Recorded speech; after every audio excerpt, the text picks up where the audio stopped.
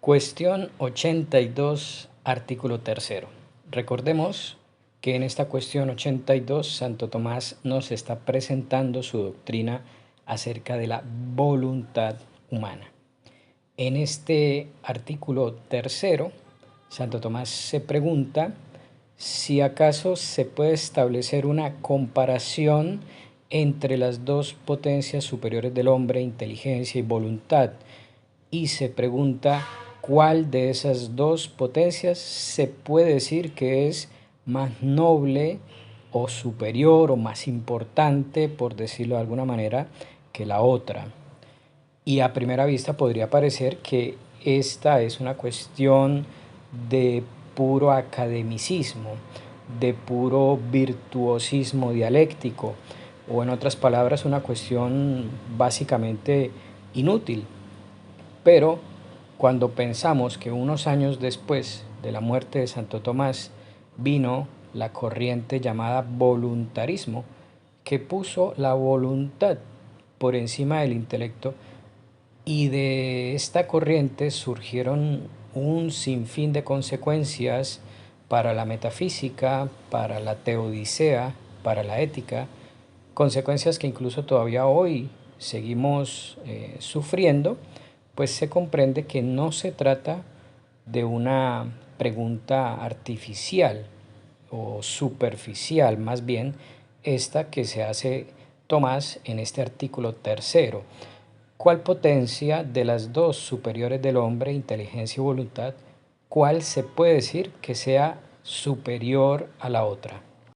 Pues bien, Santo Tomás va a responder con una distinción entre la consideración absoluta de una cosa y su consideración relativa.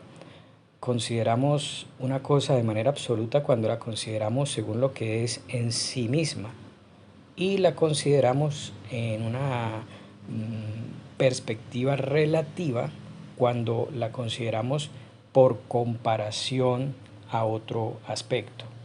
Según esto, Santo Tomás nos va a decir que, hablando absolutamente, la inteligencia, debido a la mayor simplicidad de su objeto, es una potencia más noble.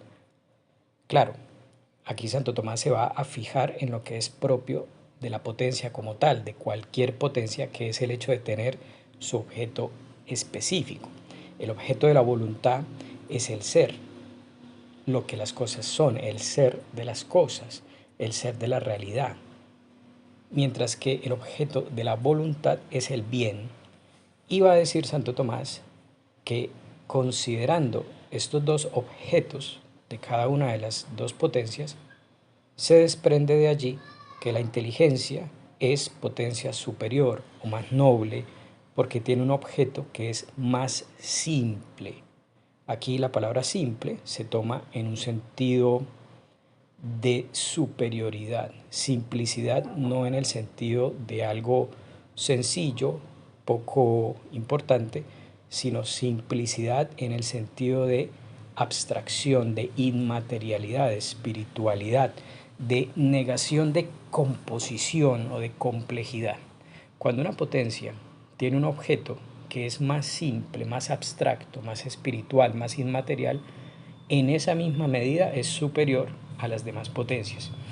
Y en el caso de la inteligencia, ese objeto es nada más y nada menos que los mismos conceptos abstractos, inmateriales, universales, espirituales, mientras que el objeto de la voluntad es el bien, que ya entra en composición con un conjunto de complejidades, como por ejemplo el bien sensible, en el cual estamos hablando de realidades físicas compuestas de forma materia, de acto potencia, de sustancia accidente, etcétera, etcétera. De ahí que Santo Tomás nos diga que el objeto de la inteligencia es más noble, más elevado, más abstracto, más espiritual que el objeto de la voluntad. Y por ahí nos va a decir Santo Tomás que, en consecuencia, la inteligencia como potencia es más noble que la voluntad. Pero si en vez de una consideración absoluta que depende de que revisemos los respectivos objetos de cada potencia, realizamos más bien una consideración relativa, puede ocurrir, puede ocurrir que la voluntad, cuando tiende a un objeto más noble que el alma misma, adquiera por ello una mayor nobleza. Y aquí es muy interesante lo que nos va a decir Santo Tomás. Nos dice, bueno, consideradas de manera absoluta, la inteligencia es facultad o potencia más noble que la voluntad porque tiene un objeto que es más abstracto, que es más simple.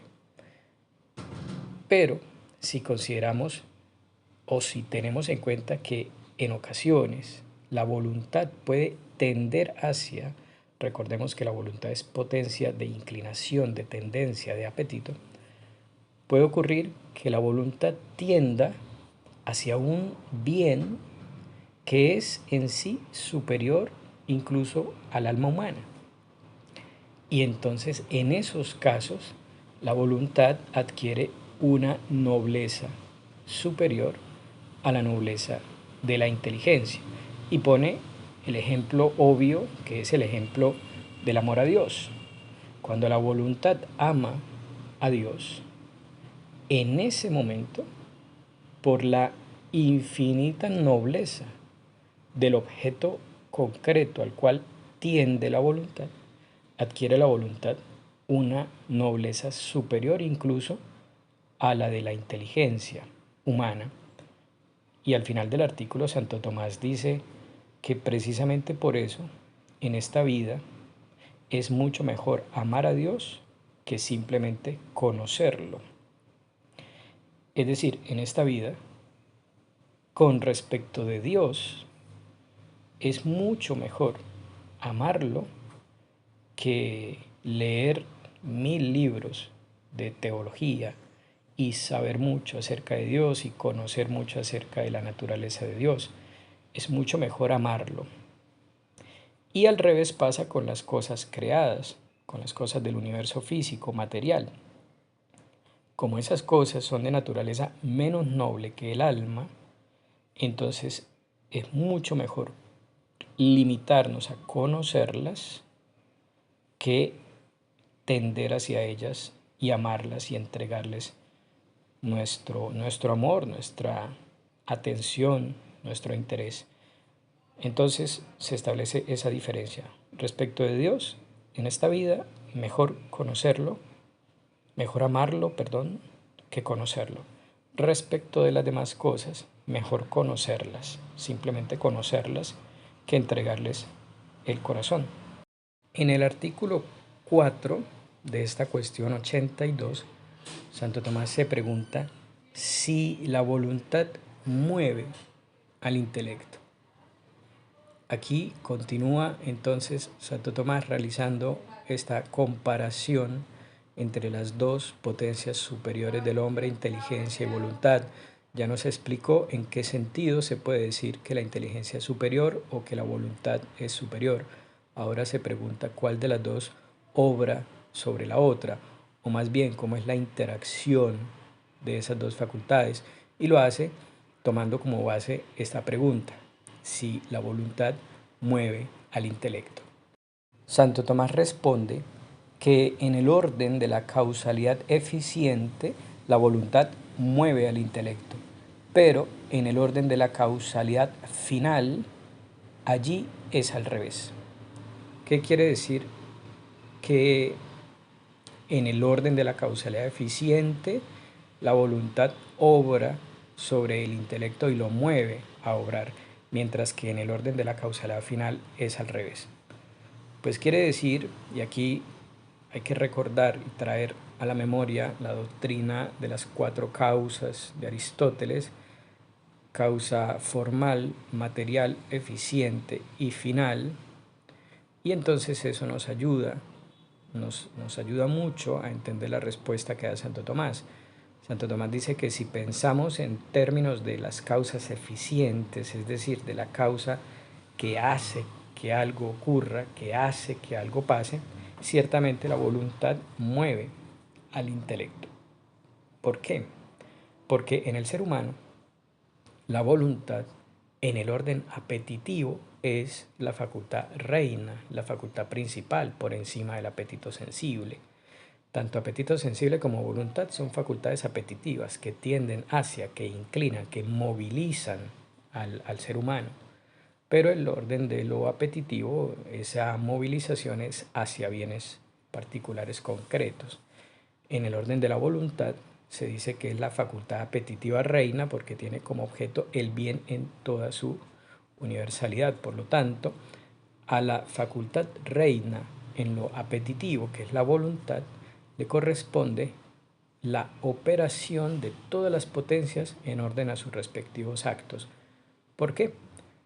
Porque los objetos de todas las potencias pueden ser considerados ciertos bienes del ser humano, por lo tanto, corresponden o entran en el ámbito del objeto propio de la voluntad. Incluso la verdad, el ser, el ente, la esencia de las cosas, que es el objeto de la inteligencia, puede ser considerado como un bien, es el bien de la inteligencia. De hecho, muchos autores lo dicen así tal cual, la verdad es el bien de la inteligencia. Por lo tanto, siendo un bien o pudiendo ser considerado como un bien, entra en la esfera del objeto de la voluntad. Puede ser objeto de la voluntad en cuanto bien. Y de ahí que Santo Tomás diga que en el orden de lo eficiente, es decir, de lo que lleva a la ejecución de las operaciones, de lo que moviliza la acción, el mismo objeto de la inteligencia puede ser, bajo la razón de bien, objeto de la voluntad. Y de ahí que se diga que la voluntad mueve a la inteligencia.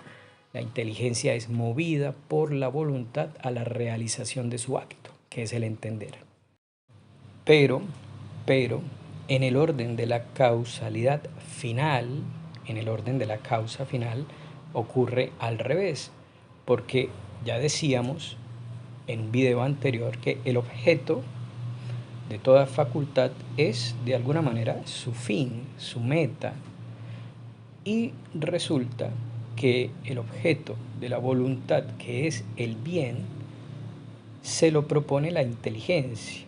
Es la inteligencia la que aprehende la razón de bien y se lo propone a la voluntad para que la voluntad tienda hacia ese objeto como fin. Por eso se dice que en el orden de la causalidad final es la inteligencia la que mueve a la voluntad, en el sentido de que la inteligencia, al aprehender la razón de bien, que es el objeto de la voluntad, mueve a la voluntad, pues le presenta, le pone como delante su objeto, que es su motor o su motivo propio. De esta manera ocurre entonces una interrelación que no siempre es fácil de comprender en la práctica, en la vida cotidiana, de esta integración dinámica entre la voluntad y la inteligencia. La voluntad mueve a la inteligencia a su acto propio, pero a la vez la inteligencia, mediante la aprehensión de la razón de bien, mueve a la voluntad al presentarle su propio objeto. Y finalmente, en el artículo 5 de esta cuestión 82, Santo Tomás se pregunta si en la voluntad, al igual que hicimos en el apetito sensible, se debe distinguir el apetito concupiscible y el irascible. Recordarán ustedes que cuando hablábamos del apetito sensible, de los movimientos de la sensibilidad, de las pasiones, distinguíamos entre el apetito concupiscible, que tiene como objeto el bien deleitable y huye del mal nocivo y busca el bien deleitable, y a la vez el apetito irascible, que tiene como objeto el bien, pero en cuanto difícil de alcanzar, o el mal en cuanto difícil de superar. Distinguíamos, por razón de los distintos objetos, dos facultades diferentes en el apetito sensible, el concupiscible y el irascible. Se pregunta aquí Santo Tomás si en ese apetito que llamamos voluntad, apetito racional que llamamos voluntad, también se distingue el apetito en concupiscible e irascible, algo así como una voluntad concupiscible y una voluntad irascible. Y va a decir Santo Tomás que no por razón misma de los objetos.